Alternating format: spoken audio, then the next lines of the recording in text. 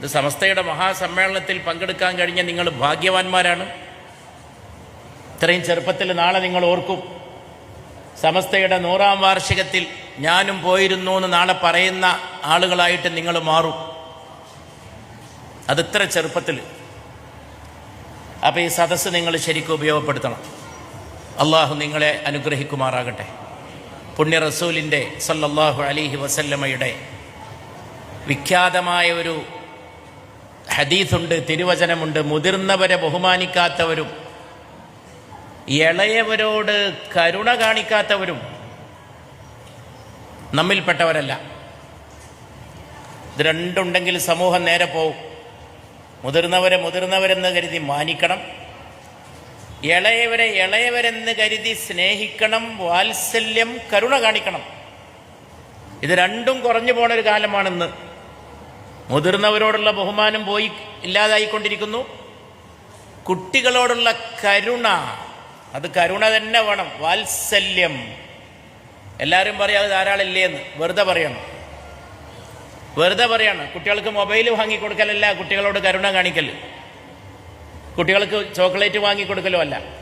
അതിൻ്റെ ഒക്കെ അപ്പുറത്താണ് കരുണയും സ്നേഹവും വാത്സല്യവും. അതൊരു ഉത്കൃഷ്ടമായ വികാരമാണ്. അതവിടെ ഇരിക്കട്ടെ, ഞാൻ വിശദീകരിക്കുന്നില്ല. അതുകൊണ്ട് അങ്ങനെയുള്ള വളരെ കലുഷമായിട്ടുള്ള ഒരു കാലഘട്ടത്തിലാണ് നാം ജീവിക്കുന്നത്. തെറ്റായ പ്രവണതകൾ, തെറ്റായ ബോധവൽക്കരണങ്ങൾ. കുട്ടികൾ മദ്രസയിൽ പോകുന്നുണ്ട്, സ്കൂളിൽ പോകുന്നുണ്ട്. നമ്മുടെ വിചാരം കുട്ടികൾ ഇങ്ങനെ വിദ്യാഭ്യാസം നേടുന്നു എന്നാണ്. ആ വിദ്യാഭ്യാസം ഉണ്ട്, ശരി തന്നെയാണ്. വേറൊരു വിദ്യാഭ്യാസമാണ് അവരെ കൂടുതൽ സ്വാധീനിക്കുന്നത്. അത് നമ്മൾ കാണാതെ പോകരുത്. അത് സോഷ്യൽ മീഡിയയിലൂടെ ലഭിക്കുന്ന വിദ്യാഭ്യാസമാണ്. നമ്മൾ അറിഞ്ഞാലും ഇഷ്ടപ്പെട്ടാലും ഇല്ലെങ്കിലും ഒരു മദ്രസയിൽ ഒരു കുട്ടി പോണത് എത്ര നേരമായിരിക്കും? 2-3 മണിക്കൂർ. സ്കൂളിൽ പോകുന്ന എത്ര നേരമായിരിക്കും? ഏറിയാൽ ഒരു 10 മണി മുതൽ 4 മണി വരെ കുട്ടി പോയേക്കും. പക്ഷെ കുട്ടി എപ്പോഴും ഭക്ഷണം കഴിക്കുമ്പോൾ വരെ തീൻമേശയിൽ അല്ലെങ്കിൽ കുട്ടി ഇരിക്കുന്നിടത്ത് ഭക്ഷണത്തളികയുടെ മുമ്പിൽ മൊബൈൽ ഫോൺ വെച്ച് കൊടുക്കുന്ന, അത് കണ്ടുകൊണ്ട് ഭക്ഷണം കഴിക്കാൻ പ്രേരിപ്പിക്കുന്ന പിതാക്കളുടെയും കാലഘട്ടമാണ്. ഞാൻ എത്രയോ സ്ഥലത്ത് പറഞ്ഞിട്ടുണ്ട്, ഒരിക്കലും ചെയ്യാൻ പാടില്ലാത്ത കാര്യമാണതെന്ന്. ഭക്ഷണത്തെ വരെ ബാധിക്കും.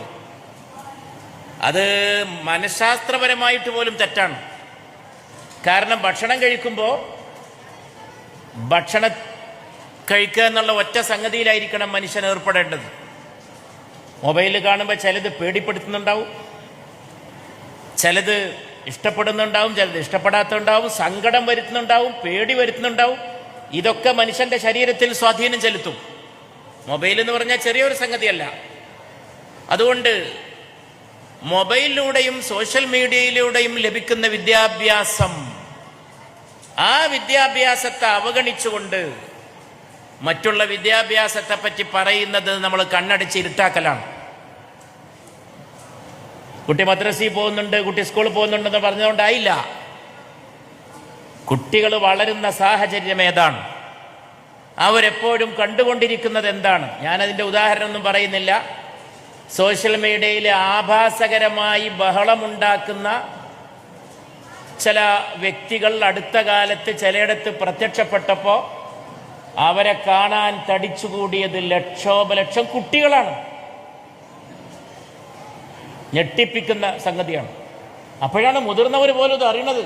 ഈ കുട്ടികളൊക്കെ എങ്ങനെയാണ് ഇത് അറിഞ്ഞതെന്ന്. പക്ഷെ അതൊരു സാമ്പിൾ കേസായിട്ട് ഏറ്റെടുക്കണം.